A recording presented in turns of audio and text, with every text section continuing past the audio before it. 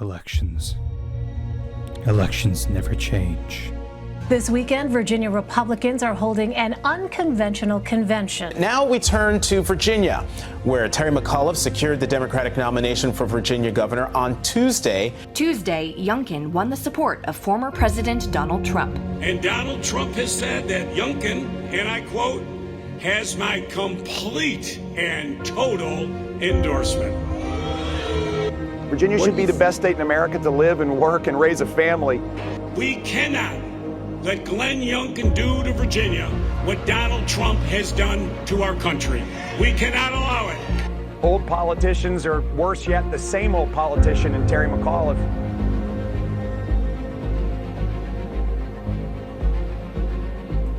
Stop. Always so dramatic. Welcome back to Zero Budget Explained, where I, Matt, try to explain something relatively quickly. Today's topic is the 2021 Virginia gubernatorial election. With that out of the way, let's meet our candidates.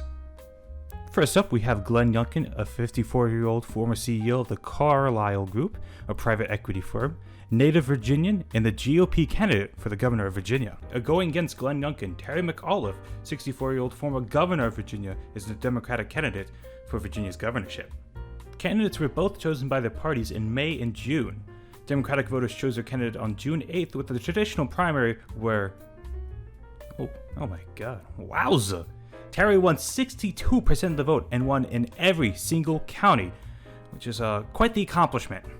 The GOP had a different approach to choosing its candidate. The GOP were originally going to choose their candidate with a traditional primary, but changed to a ranked choice convention.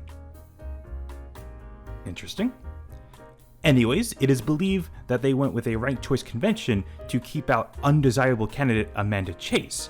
Amanda Chase was also known as Trump in heels and was poised to win the primary, but it was believed that the Virginia GOP did not want to risk another Trump-like candidate, because the last time they did that, it didn't go so well.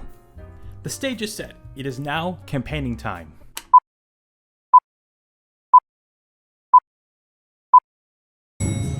I became co-CEO, and today Carlyle employs... With Terry, we can build on our progress and keep moving Virginia forward. He spends all his time attacking Donald Trump, but here's the truth. I've known Trump for 25 years. I want to terminate health care. I actually was very honored to receive the president's endorsement. I'm Glenn Youngkin. I'm not a politician. The role you've played in developing Virginia's economy. How do you do it? Come on, Glenn. I'm Terry McAuliffe, candidate for governor, and I sponsored this ad. And the future belongs to us, not them. Moving on from that, we have recent developments regarding debates. There was supposed to be 5 debates between Glenn and Terry. However, the Youngkin campaign has declined the first debate with the Virginia Bar Association due to 2 reasons.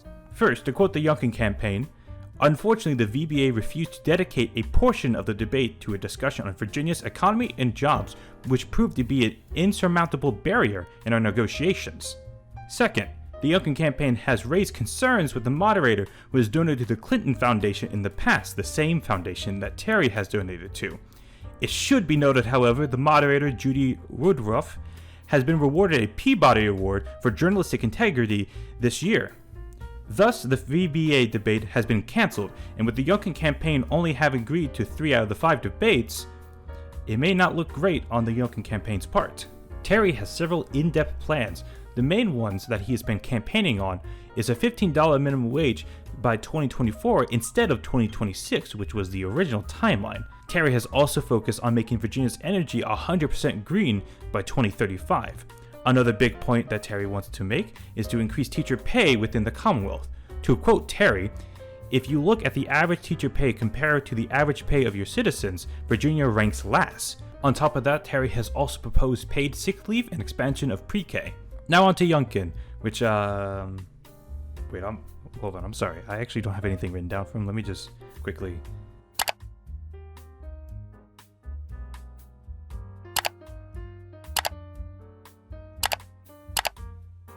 So, he doesn't have an issues page. He also doesn't have opinions on issues in general. The only thing we have to go off are his quotes on creating a rip-roaring economy, whatever you want to make of that, and a stance on abortion. that was not meant to be seen by people. Listen, I am staunchly, unabashedly pro-life. This has given the McAuliffe campaign a lot of ammunition to play with, especially in regards of his abortion comment and also his lack of other stances. Now you may be asking yourself, isn't it a bad move not to have issues when you're running for office? And the answer is yes. And you also may ask yourself, is it bad to avoid debate, especially when you don't have opinions on issues? The answer is probably yes. So what are their strategies? First, let's break down Terry's campaign strategy, because he has one. The McAuliffe campaign right now is heavily comparing Glenn to Trump in regards of their rhetoric and possibly their policies. I don't know. When you don't really have opinions on policies, it's really hard to attack them. And the strategy is a smart one by the McAuliffe campaign, seeing that the last time there was a Trump-like candidate with Ed Gillespie, he didn't do so well. And that's mainly due to the fact that Virginia is not a huge fan of Trump-like Republicans. We can see this even in the 2020 presidential election, where Biden won the state of Virginia by 10 points. And the Youngkin campaign? I'm not 100% sure what their strategy really is. It seems very weird for a candidate who has to play offense that he's not playing very offensive by dodging debates and not actually raising opinions on issues. The current state of the race is a tricky one. For the Youngkin campaign, it cannot be a good look when your candidate admits that he cannot state his opinions publicly or risk losing votes, and on top of that, the dodging debates.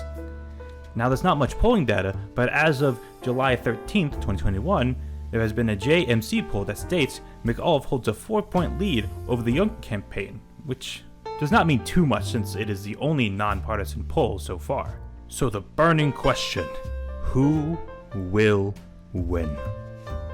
I don't know. And we won't have a better idea until we get closer to the November 2nd date. But if you live in the Commonwealth of Virginia, make sure you go out and register to vote. If you're unsure what you'll need to register to vote, follow the link in the description below. It'll take you to Virginia's Department of Elections, and that will give you more details about what you'll need to register.